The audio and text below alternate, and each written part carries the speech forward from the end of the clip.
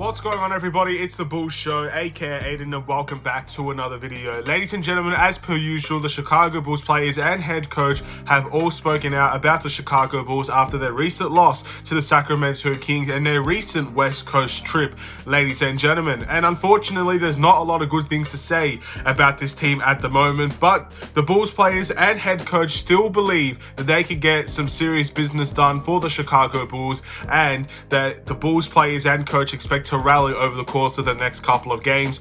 Look, I've heard all these things before, especially when we got blown out by the Nuggets and blown out by the Pelicans and stuff like that. I've heard this song and dance before, and as I'm always going to say to you right now, before I read any quotes, before I see anything more in relation to the Chicago Bulls team, actions will always speak louder than words. Conversations are good to have. You need harsh conversations from time to time, but if you can't execute on the court, ladies and gentlemen, the conversations mean nothing. The words mean nothing if you can't back it up at the highest level, and that is the NBA. That's obviously against good teams as well, which we have seemed to have struggled to beat over this West Coast trip.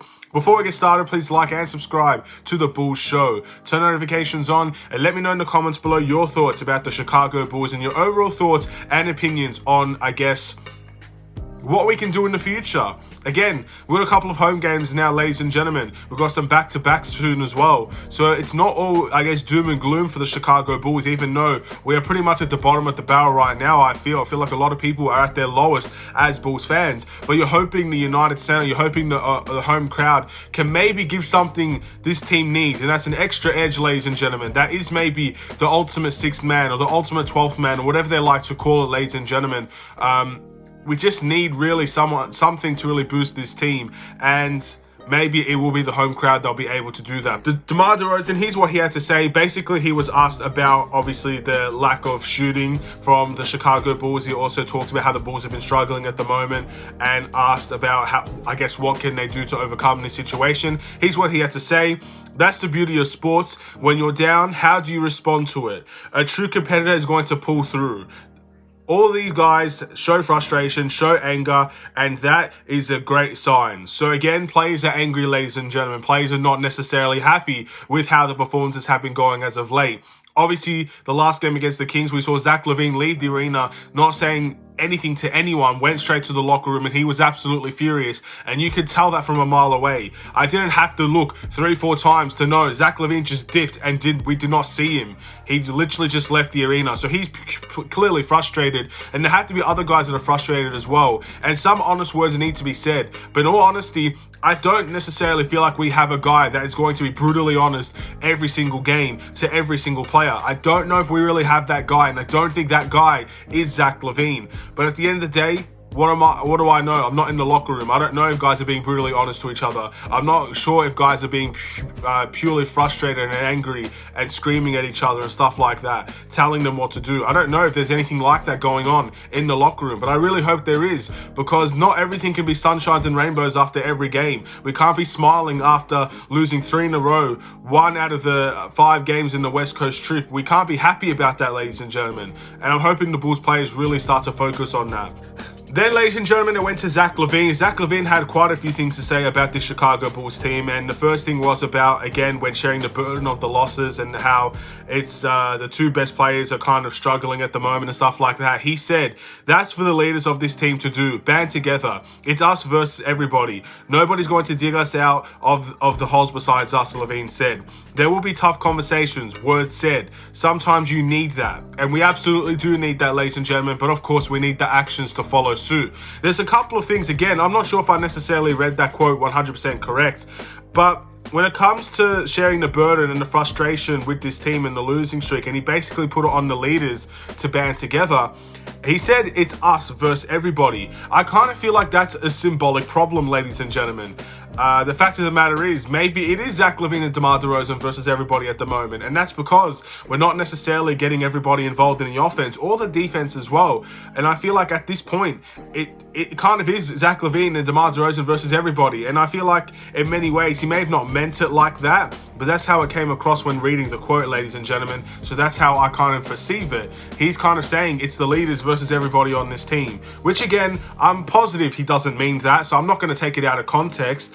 I'm assuming he means that the leaders have to make sure everybody works together. The leaders have to be responsible for getting this team back on track. And I think he's taking responsibility as the leader of this team in many ways. So we'll see what happens in the next game. We'll see if we'll be able to rally. We'll see if this team's going to be able to band together. But maybe that could have easily been said in a different way to like make a little bit more sense. Or maybe I just got the thing completely wrong. I'm not sure. But I think I know what he's trying to say. He then was kind of asked about how the big three don't necessarily play together. I think our net rating was really astonishing last time I checked. I can't remember the exact number. And obviously we are playing very, very poor basketball when all three of them are playing together. And I believe Zach LaVine said, "We got urgency. We talk to each other every day. We watch film. We have pride. Guys have individual goals. It's just executing it. We have to find our rhythm. I don't think we did terrible defensively. They're the second highest scoring team in the NBA. We held them under their average. We weren't great on offense and we were playing catch up." Look, these are all problems we've heard before, ladies and gentlemen. Again, if you look at our defensive stats, our defensive rating this season, it's not been terrible whatsoever. We are not that bad defensively, ladies and gentlemen. There are some quarters when our defense is absolutely horrific. But if you're looking at the base averages of this team, the defense is not our problem. It is our offense, ladies and gentlemen. And our big three is the big responsibility for that. They do not play well together. I asked this question, how many times have you seen all big three players score at least 20 points in a game? That's 60 points. And then you got other guys to follow suit. That's easily a winnable game when all three games are playing at that level. But we very, very rarely see Zach LaVine score 20, DeMar DeRozan score 20, and Vucevic score 20. We very rarely see that throughout the course of the season. So it's on the big three, in my opinion. I think they're a big reason, and they've got to step it up, in all honesty. Then Billy Donovan has a few things to say, and he said something very interesting to me. He said, if we end up just becoming a total isolation team, it's going to be very difficult for us long term, Billy Donovan said. Look, I respect Billy Donovan, but in many ways, it's his job to get us out of that isolation ball just as much as it is the players. He's got to find a way to, I guess, reward guys that pass the ball more. He's going to find a way to reward ball movement. And he has to find a way to, I guess, reward guys getting involved in a team. I'm not sure how he's going to do that, but that's up to the head coach to do. But absolutely, isolation will hurt us long term. But ladies and gentlemen, it's not hurting us long term, it's hurting us in the short term as well. So it's literally a situation where it's hurting us in every single way you could possibly imagine right now. From the score sheet, from our offensive capabilities, obviously to our record, and of course, the long term as well. It will all hurt, ladies and gentlemen, if we can't get it sorted as soon as possible. Billy Donovan says that he still remains confident that this team can turn it around, and Zach LaVine obviously agrees. Here's what Zach LaVine had to say. "I always have personal belief in myself, and I think guys around the locker room have the same characteristics," he said. "I think that leads into the team and gives everybody confidence." He then went on to be asked about his demeanor and how a bit feisty he was towards the end of the game, and here's what he had to say. "I've been frustrated for a little bit, ladies and gentlemen. Obviously trying to get myself going. We haven't been winning a lot. Sometimes that carries over when you care a lot," he said. I just put a lot of work into this, and when things don't go right on the court, you feel like you've been either fouled or it's a bad play or you miss a shot. Sometimes your emotion comes out." Well, anyway, ladies and gentlemen, that seems to be most of what the quotes have come out about. Obviously, DeMar DeRozan, Zach LaVine, Billy Donovan, everybody really coming up about the Chicago Bulls. And look, I have no problem with talk once the actions are shown as well.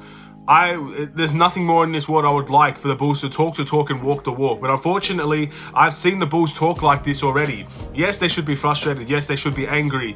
And they should come out with absolute fire underneath their bellies into the next game against the Washington Wizards. And you're at home, so you've got that crowd advantage as well. But look, we can't hide from what we are right now. Right now, we are at mediocrity. And the Bulls, DeMar, Zach, Billy, they all feel confident they can turn it around. Well, I'm happy that they feel that way. Because at the moment, not a lot of fans do feel like they could turn it around. But talk is cheap if you don't back it up. And I respect them for coming out, for saying these things that needed to be said. Obviously talking about how they're frustrated, but also talking about their confidence. Whatever the case may be. But sometimes it does take the work that you do put in to really get that results back. And I feel like this Bulls team needs to make a massive effort in working hard to move the ball more. Needs to make a massive effort to ensure that isolation does not carry over for most of this game, most of the teams. And again, I feel like in Boston we did so well with that. We didn't necessarily just go straight to isolation all the time. And I feel like we need to get back to that, ladies and gentlemen. But at the end of the day, if we really only play 1 or 2 games of pure ball movement, then we go back to isolation, which one is really the dominant one? Which one is really our natural playing style? Because I personally feel like isolation and hero ball is how we naturally play, and ball movement is the rarity, is the occasional game that we see. That needs to be reversed. So I hope we could get that done, ladies and gentlemen. But again, actions will always speak louder than words. If there's anything you take away from this video, know that actions speak louder than words. How do we respond from all these quotes in the next game against the Wizards? And not only that, a sustainable run of form against the Mavericks and against, I think with the next game was against the Hawks, I can't remember, but one of the, again, you know what I mean, sustainable run of games, sustainable performances, sustainable wins. And we'll see. And if they can do that, fair enough. They're talking the talk and they're walking to walk. But if they can't do that, then at the end of the day, we are going to go into a very, very dark place, ladies and gentlemen, for this Bulls team. In my opinion, these next 2 games at home are crucial because you do not want to go too far away from the 500 mark, ladies and gentlemen. We're 9-14 right now. If you all of a sudden win the next 2 games at home, you're 11-14. You think to yourself, look, this team's had a terrible start to the year, but there might still be something there. Even though a lot of people don't have that faith, there might be something there. But if we continue to keep on losing and we continue to win 1 and then lose 3, then you're going to see very quickly how a record can shift, ladies and gentlemen, and it might be too much to come back from. So let's hope we do not see that and we get those wins, and maybe we can start something, build something. I'm not sure what it will be, but build something. Fingers crossed, ladies and gentlemen. But thank you for watching. Please like and subscribe if you're new, and I'll see you in the next Chicago Bulls video. Stay safe, stay healthy, stay tuned for more. Take care and peace.